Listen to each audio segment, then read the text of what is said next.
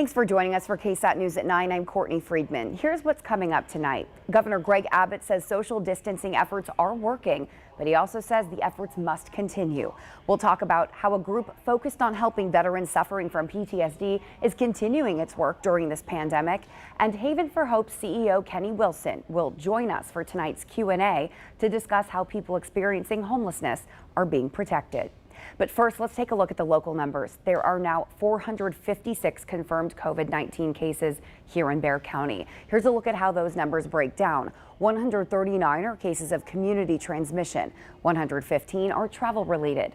91 patients are currently hospitalized and 35 of them have had to be placed on ventilators. San Antonio Mayor Ron Nirenberg says that beginning tomorrow, the city will give a weekly snapshot of hospital bed and ventilator capacity.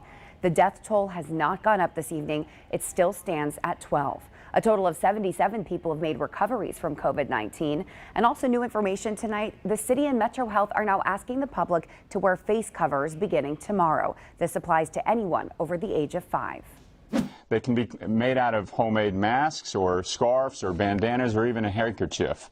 But we have to mention, do not wear medical masks or N95 respirators, as they are a needed resource for healthcare providers and our first responders. The mayor stresses that face coverings are meant to be in addition to social distancing guidelines, not in place of them. Meanwhile, Bexar County Judge Nelson Wolf issued a new executive order that requires temperature checks for people entering any county buildings, and it also prohibits evictions and foreclosures. The order is extended until April 30th. The mayor says the city council will align its order with the county's on Thursday. Statewide, Texas Governor Greg Abbott says it is clear social distancing is working, but he also cautioned there is more work to be done. As of today, there are more than 7,200 cases in Texas and 140 deaths. More than 1,100 people have been hospitalized. During a press conference, Abbott shared some good news. He says federal stimulus checks will start being paid this week. He also said the state has been able to distribute personal protective equipment to hospitals across the state. Here in the San Antonio area, tens of thousands of masks, face shields, gloves, gowns, and coveralls have already been distributed. Meanwhile, new today, Texas DPS troopers will be tightening enforcement on screening travelers driving in from Louisiana. Drivers will now be stopped at screening stations along major roadways and required to fill out a form and provide their quarantine location, where they must stay for 14 days. This is a temporary situation where we will be working more aggressively to reduce the number of people who are traveling from Louisiana into the state of Texas. So unless you are exempted by the items that were in my executive order, you will be pulled over to a checkpoint by the Texas Department of Public Safety, and you will be required to quarantine for 14 days in the state of Texas if you come across the border. Currently, travelers who fly into Texas from Louisiana, New York, New Jersey, Connecticut, California, and Washington are also required to self-quarantine for 14 days. The same now applies to the cities of Atlanta, Chicago, Detroit, and Miami. Well, the stress of this pandemic is making it even harder for veterans who are already suffering from PTSD. A local organization that helps these vets is making some changes so they can continue the crucial services they provide. PTSD Foundation of America San Antonio has moved all of its meetings online. A local veteran tells Tiffany Huertas how the program has changed his life and made him realize he's not alone.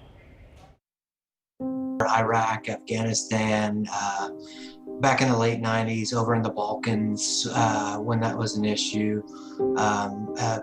Most recently, a lot of time spent in Asia. Since enlisting in the United States Army in 1996, retired Chief Warrant Officer Lucas Hamrick has seen a lot. I've seen my comrades get injured. The veteran Green Beret says a few months ago he joined a group that changed his life. It keeps me trending towards positive habits. Hamrick joined PTSD Foundation of America, the San Antonio chapter. The coronavirus has stopped several organizations, but not this nonprofit from assisting veterans.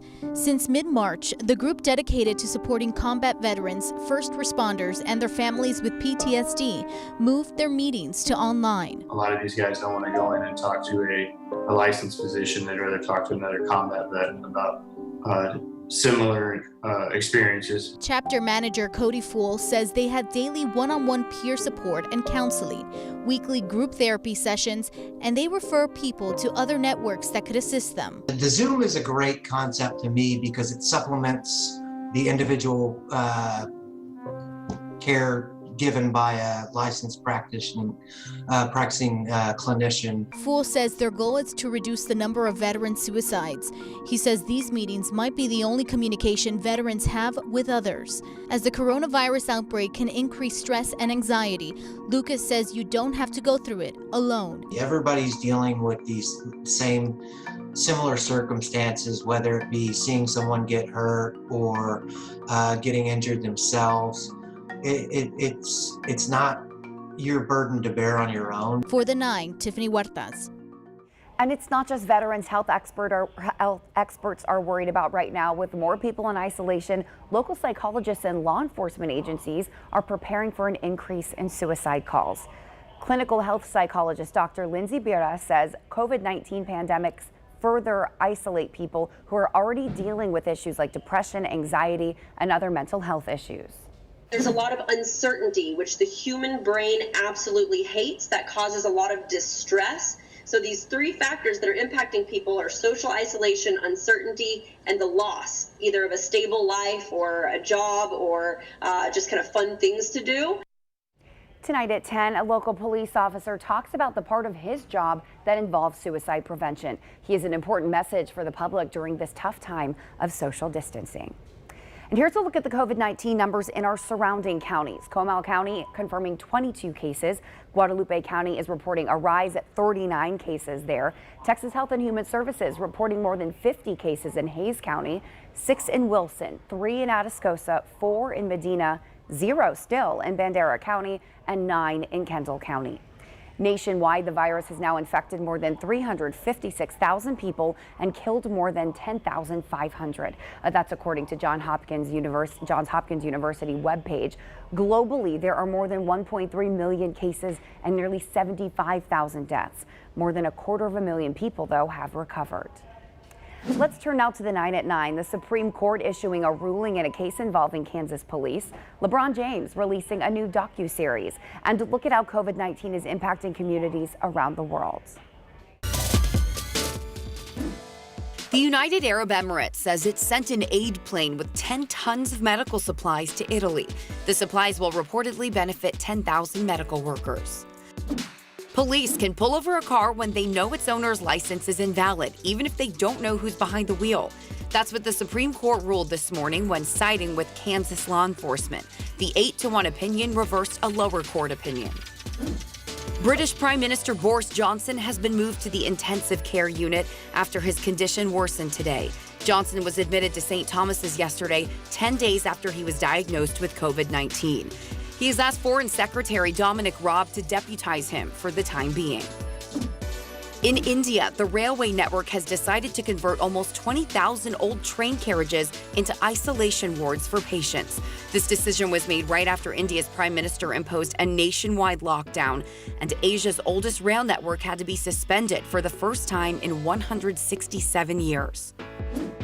Today, the Spanish government announced the number of new COVID-19 infections in the country appears to be decreasing in practically all regions. The country's Center for Health Emergency says it is important that a few days pass to confirm the downward trend. Xerox is teaming up with Fortran Medical Technology to mass-produce ventilators. They expect to produce up to 1 million in the coming months. While the go-to vent is not a replacement for intensive care unit ventilators, they can help patients who do not yet need or no longer need an ICU-level ventilator.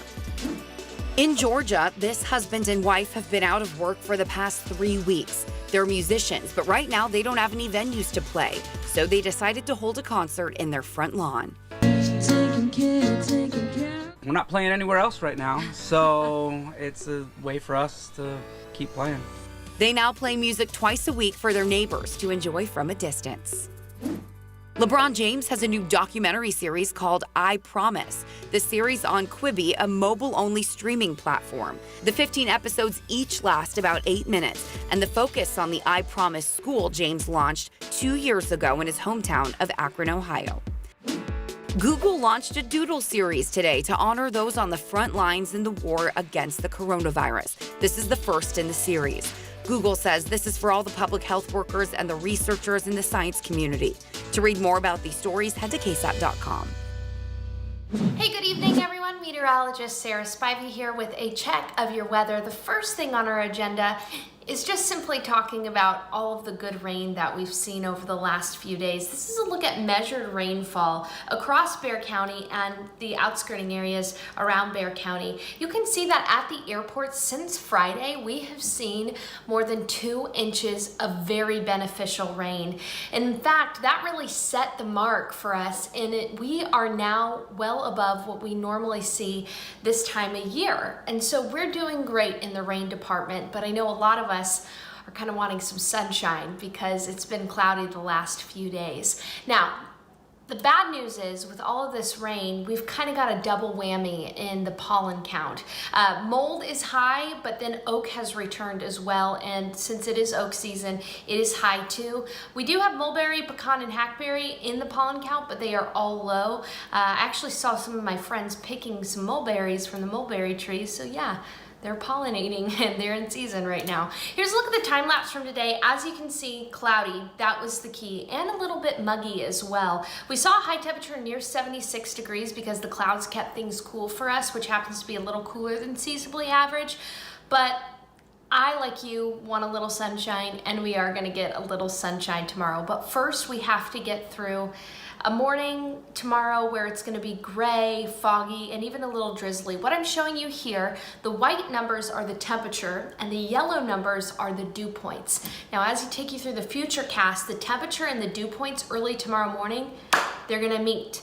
And that means with a calm wind, we are gonna see some areas of fog and some areas of drizzle. But very quickly, we'll be able to see the sun gradually erode those clouds. And so even by lunch hour tomorrow, we should be able to start seeing some sun. And in the afternoon, a little bit of sun is gonna warm us up a long way. We'll be near 90 degrees in the afternoon with a small chance for an isolated storm or so. But really the biggest thing tomorrow is that we're gonna finally start to see some sunshine. Now, as I take you through the future cast, I really wanna show you our next rainmaker. It's quiet across the state of Texas, but over in California, we've got a closed low in the upper levels of the atmosphere. This is our next rainmaker, but these lows, they kind of have a mind of their own, and they're difficult, honestly, for us to forecast for. But we do think is that there is gonna be a better chance for rain by Thursday and Friday when that closed low is spinning pieces of energy near us. And so we've got a good chance for some thunderstorms on Thursday and Friday, but the next 2 days, Tuesday and Wednesday, we should at least be seeing some sunshine, so that's good news. And we'll be warm, again, near 90 degrees on Tuesday and Wednesday. Then on Thursday, we're gonna start to introduce that chance for scattered showers and storms. Good Friday, we're gonna have a front move through, and that's gonna allow for temperatures to cool down for the low 70s for the highs. And then by the weekend, we should clear out a little bit. Even though the parks are gonna be closed for Easter weekend, you should still be able to enjoy some time in the sun on your front porch. Thank you, Sarah. After the break, Steve Spreester talks COVID-19 with Haven for Hope CEO Kenny Wilson. We'll be back in 1 minute.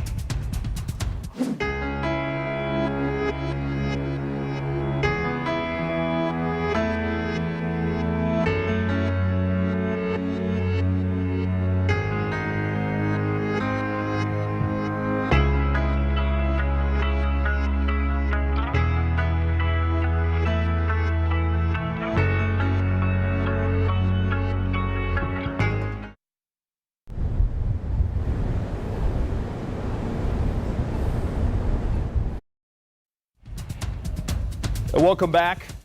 Every weekday on the show, we try to separate the facts from the fiction surrounding the new coronavirus. This is when we're bringing your questions to the experts. And tonight, we're joined by Haven for Hope CEO Kenny Wilson. Kenny, thank you for joining us. And the very first question that I have, this is not so much from the viewers, are what is the situation tonight at Haven for Hope? Well, I'm in my office on the campus tonight, and I walked through the campus just a few minutes ago. It's all calm. Saw families out enjoying the nice weather. People are aware of what we're going through, but I think they I know they tell me they feel safe here. They see the steps we've taken to protect them and protect our staff and protect the campus. And I get a sense of, get words of appreciation about that. That's good. First question from a viewer. Have members of your team noticed a spike in the number of people experiencing homelessness? No, we haven't seen a spike. We've seen some trickle up. And I think that, that homelessness still exists. There's still a lot of high numbers for every city. Our belief is right now that people have they know about the coronavirus issue. I think some have hunkered down, to put it that way. And that could be with some friends, with some acquaintances, with family that perhaps from which they've been estranged. And we don't see any kind of uptick in it. Our campus is full. All of our beds are taken. We still have a large group here, but not any particular uptick right now. Well, they were full before this even started, though, correct? Before the coronavirus scare. Yes, we've been full, beyond full, for a while, and we have actually closed our intake. Did that just a few days ago, and the purpose of that, it was a hard decision for us, but the purpose was to acknowledge that we've got an issue going on in our community. This was a way to kind of hold fast what we have, protect the campus, protect those who are here, and have less potential community spread from that source. Next question is, how early did Haven start preparing for this pandemic?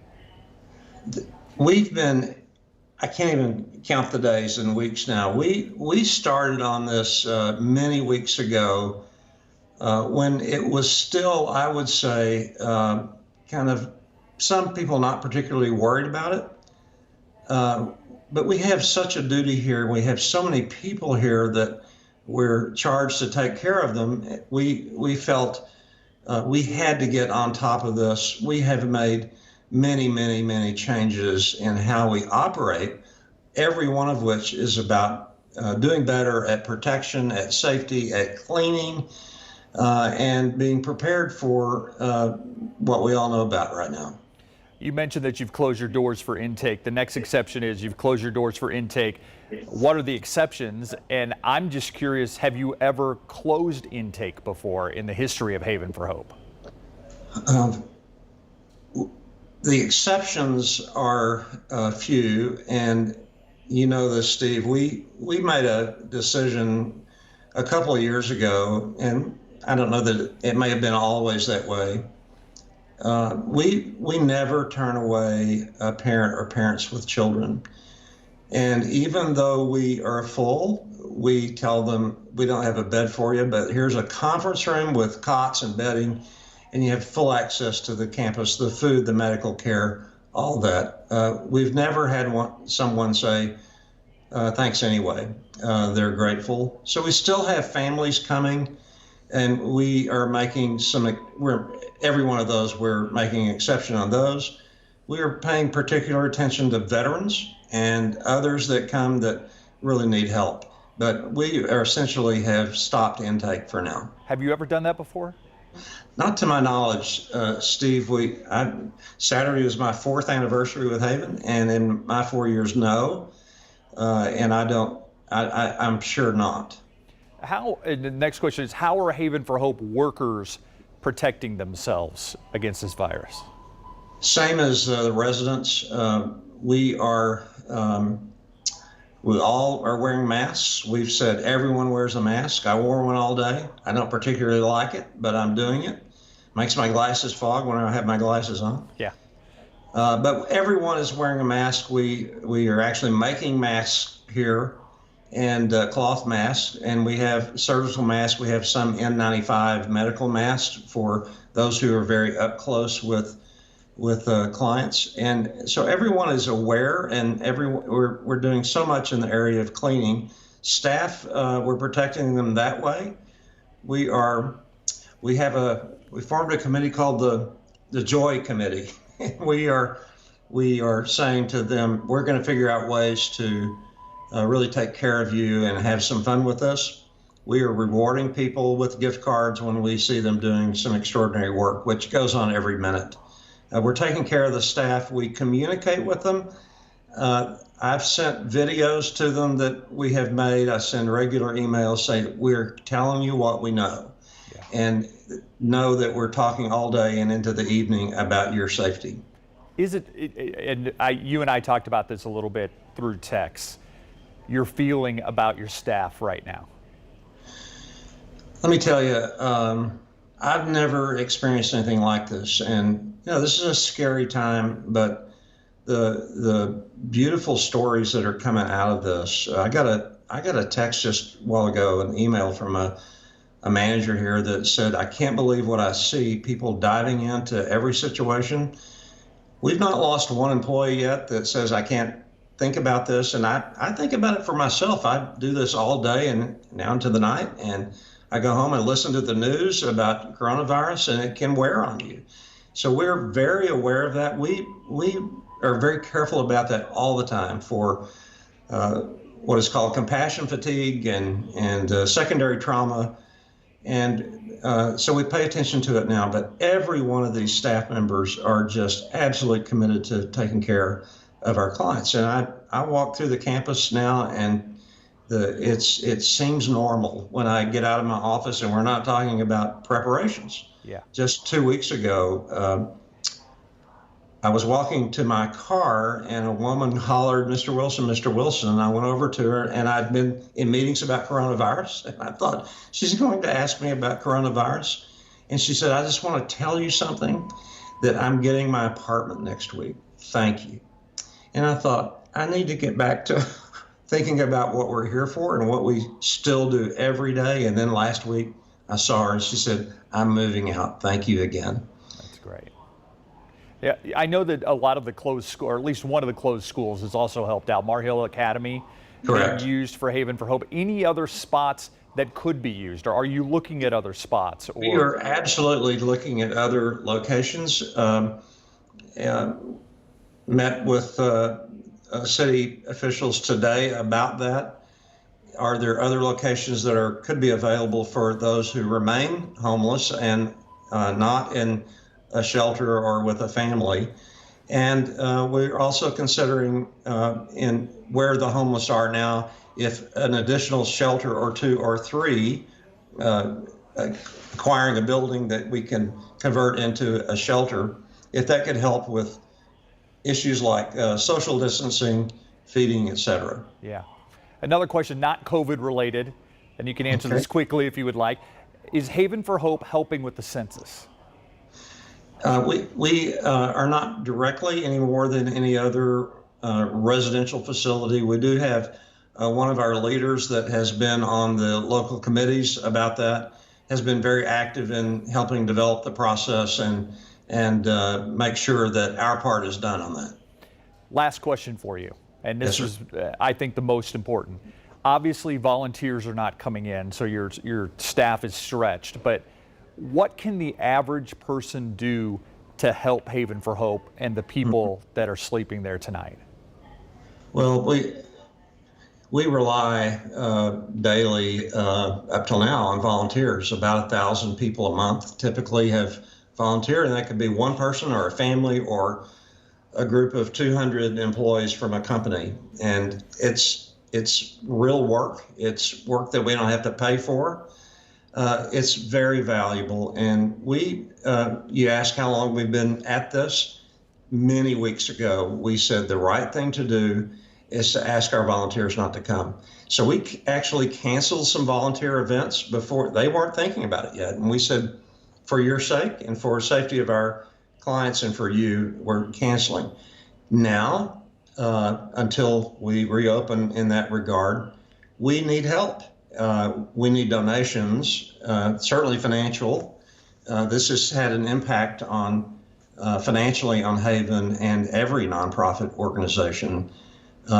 We need donations that are kind of specific. Packages of underwear, unwrapped, wrapped underwear, T-shirts, socks.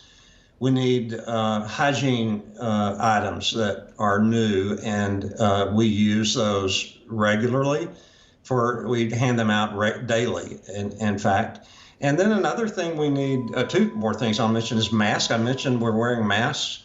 We had an assembly line up outside my office today making masks, cloth masks.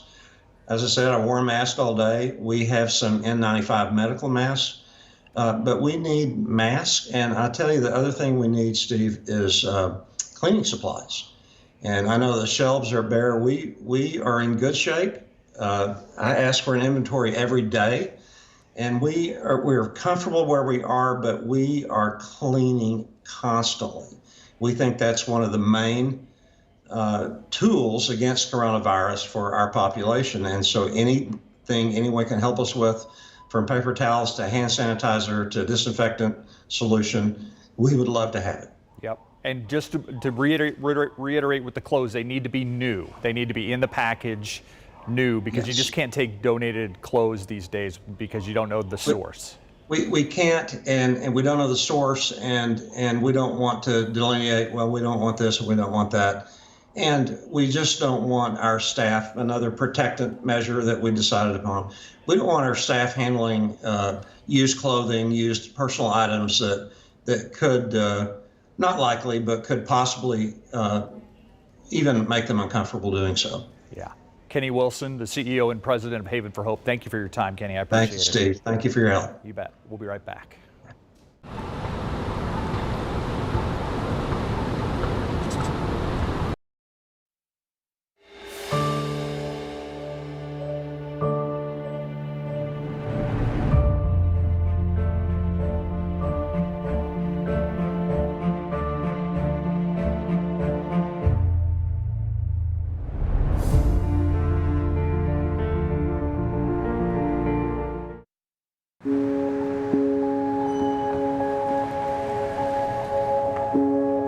It's a question on many people's minds. If you get COVID-19 and recover, are you now immune? And if so, for how long?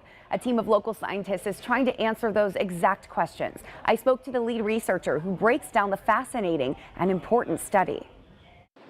A race to understand COVID-19 in many ways. One way is how it affects you after you recover from it. How immune will we be? Will it last as long as the flu, where we can get an annual vaccine? Or is it like the chicken pox, which we usually only get once in our lifetime? UT Health San Antonio Dr. Evelyn Bunnick's goal is to figure out where COVID-19 falls on the spectrum. Those kind of questions are really important also to know for vaccine development. How long will a vaccine be protective, and do people need booster shots at some point? So let's break this down. On the outside of the virus are spikes that Dr. Bunnick says are just like keys. The keys need to lock into a healthy human cell and bind to it. Then the virus gets inside that cell, allowing it to spread. To fight that, your immune system forms antibodies that hook on to the end of the keys so they can no longer lock into your cells. Dr. Bunnick and her team are studying these antibodies in two unique ways. We're looking at what we call longitudinal responses. So we try to follow people over the course of a year or even longer to see what happens with their antibody levels and their antibody responses. The second distinguishing factor, the mice they're using for the tests. Dr. Bunnick's colleagues have a group of testing mice whose immune systems have been altered to work identical to humans. It's called a humanized mouse. You're working on a study that the entire world needs. How does that feel to be doing that right now? It's very exciting, and it really makes me feel like I'm part of something bigger.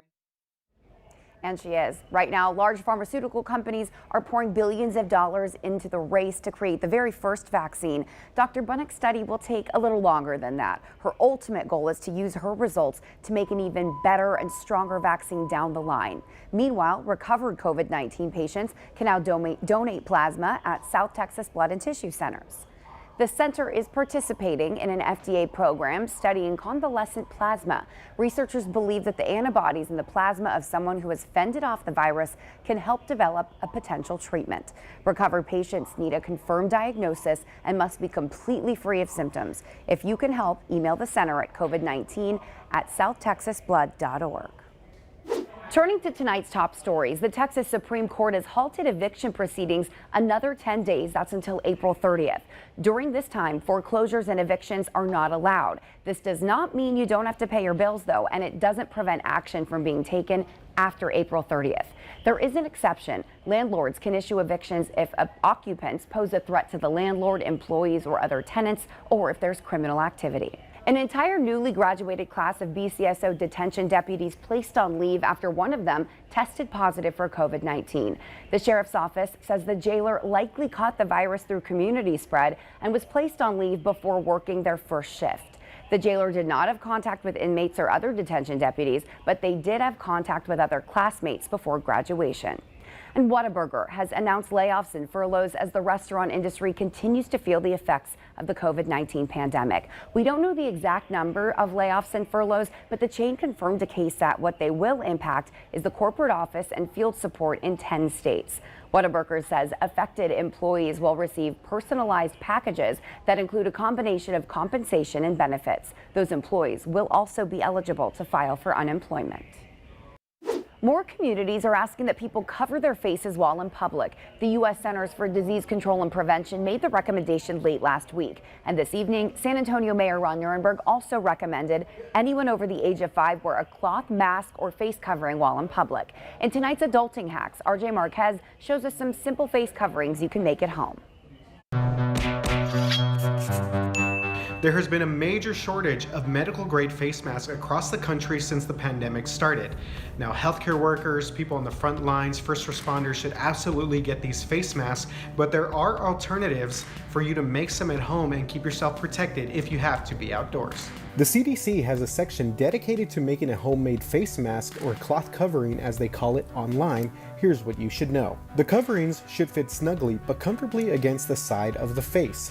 Make sure the coverings are secured with hair ties or ear loops. Here's an example with a bandana. Next thing, include multiple layers of fabric and allow for breathing without restriction. Some types of fabric to look for include tightly woven cotton, such as quilting fabric or cotton sheets. A t-shirt fabric will also work. Joann Stores has tutorials on their site, and the rule of thumb is that if you fold the fabric in 2 layers, you shouldn't be able to see through it, but you should still be able to breathe through it. A few more things. Make sure the covering can be laundered and machine dried without damage or change to shape. Also, be careful not to touch your eyes, nose, and mouth when removing the face covering, and wash your hands immediately after it's removed. Again, the CDC has several ways that you can make a face covering using a sewing machine or different sewing methods. But if you don't have that, or you don't have any hair ties, one of the most convenient and easiest ways includes a pair of scissors, a ruler, and an old t-shirt. Cut 7 to 8 inches up from the bottom of the shirt and then about 7 inches from that section. Remember, if the shirt's bigger, then you may have to cut a little bit more. And finally, cut the tie strings to tie around the top of your head and neck. Making a face covering is not a replacement for social distancing. Those guidelines are still in place. This is just an added layer of protection if you have to go outside or go to the store. For the 9, RJ Marquez.